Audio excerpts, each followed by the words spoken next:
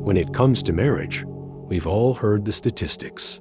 A significant number of marriages end in divorce, and even those that don't often struggle with feelings of disconnection and unhappiness. But what if there was a secret rule that could help couples not only survive, but thrive in their relationships? This isn't about communication tips or date nights. This is a foundational principle, unearthed from the depths of philosophy, that challenges the very core of why we unite.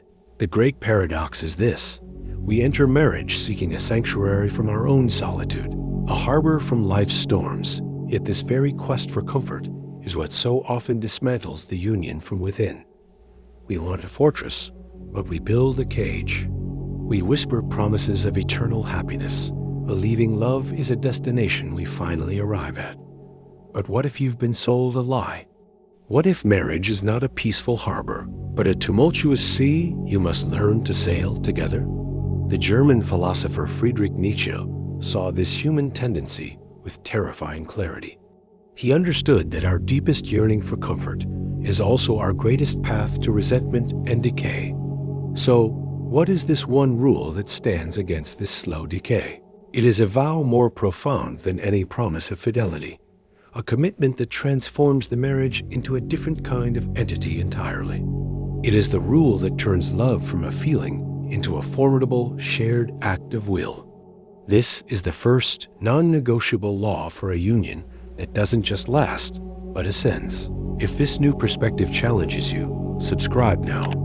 The journey into the depths of your relationship is just beginning, and you won't want to miss what comes next. The hidden problem is not a lack of love, but a misunderstanding of its very nature. We enter marriage with a silent, desperate contract.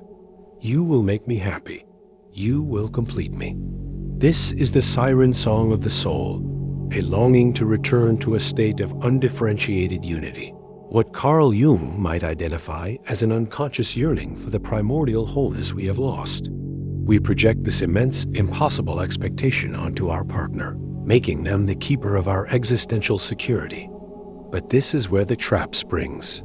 Nietzsche named this hunger for comfort, this flight from struggle, as the core of modern weakness.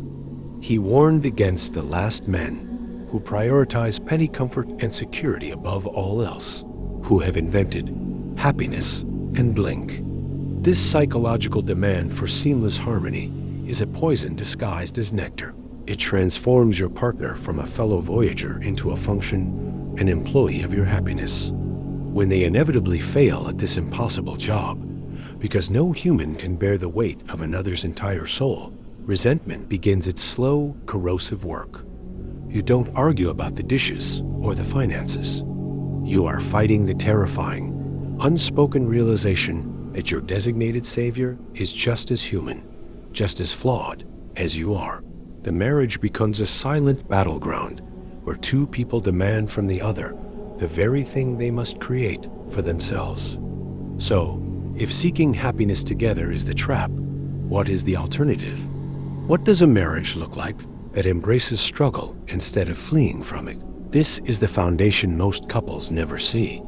If this philosophical lens is revealing hidden truths, let us know in the comments. And like this video if you're ready to challenge the conventional wisdom of love. The consequence of this unspoken contract is a silent mutual impoverishment. The very safety you sought becomes a cage of quiet desperation. A psychological ennui sets in, not from a lack of love, but from a surplus of misplaced expectation. You begin to see your partner not as a dynamic, evolving individual, but as a fixed object in the landscape of your life, a piece of furniture that sometimes fails to provide comfort. This is the law of the instrument applied to the human soul. If the only tool you have is a partner for your happiness, you will treat them as a tool and eventually find them lacking. Neurologically, your brain, seeking efficiency, stops actively seeing them, relying on a stored map of who you think they are. The thrilling mystery of the other person is replaced by the dull certainty of a character in your own story. This conditioning is a societal narcotic, pacifying us into believing the goal of love is the absence of conflict. But conflict is the friction that creates heat and light. Without it, the relationship cools into a dead star, technically present, but devoid of the energy that once made it shine. You don't fight because you are growing. You avoid fighting because you are afraid to shatter the fragile illusion of peace. The marriage becomes a shared defense mechanism against the terrifying, beautiful risk of genuine intimacy. The ultimate consequence is not divorce, but something far more insidious: a living, breathing companionship that feels utterly, profoundly lonely. If comfort is the cage, then what is the key? What is the rebellious act that shatters this silent agreement? The rebellion begins with a single, radical declaration. Your marriage is not a sanctuary from the storm of life, but a vessel built to sail directly into it. The rule, drawn from the heart of Nietzsche's philosophy, is this: you shall build your marriage into a fortress for becoming, not a hospice for comfort. This is the ultimate act of rebellion against the modern cult of easy happiness. It demands a profound shift from seeing your partner as a source of validation to recognizing them as a worthy opponent, a sacred mirror and a disciplined witness to your own evolution. This is amor fati, the love of one's fate applied to the relationship. You do not merely tolerate the struggles you face together. You actively choose to see them as the necessary fire for your mutual transformation. Imagine replacing the question, "Are you making me happy?" with a far more powerful one: what greatness are we building together in the face of this suffering? This is the counterintuitive solution. You stop seeking a frictionless union and instead commit to a shared ascension. Your arguments, your differences, your external pressures, these are no longer threats to your peace, but the raw materials for building a stronger, more resilient bond. You are no longer two souls seeking to merge into one bland entity, but two sovereign individuals choosing to face the abyss together, using the tension between you to create a higher third thing, a shared will to power. This transforms the very fabric of your daily life. But this rebellion leads to one final staggering realization about the true nature of the vow you are making. The ultimate truth is that this rule is not about saving your marriage. It is about using the sacred crucible of your union to save your very souls from mediocrity. The final, most powerful realization is that a Nietzschean marriage is the highest form of friendship, a partnership in the grand, heroic sense, where two people become co-creators of a shared destiny, not mere companions in a shared comfort. The promise you make is not to honor and cherish, but to challenge and elevate. You are the relentless, loving force that refuses to let your partner succumb to their lesser self, and they, in turn, perform the same sacred duty for you.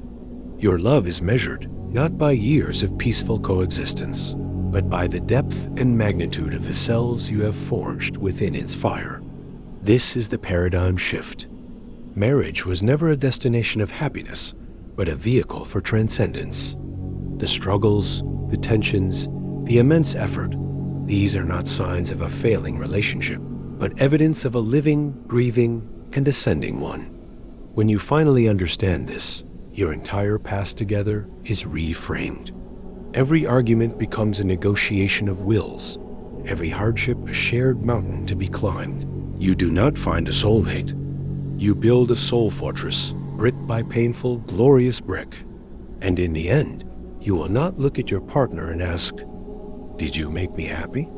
You will look at the selves you have become and the life you have carved from the chaos of existence, and you will whisper, "Look what we dared to create together." If you've had any experiences with bids for connection, I'd love to hear about them in the comments below. Also, be sure to check out our other video on 5 relationship goals that will strengthen your bond for more insights on building a happy and fulfilling relationship.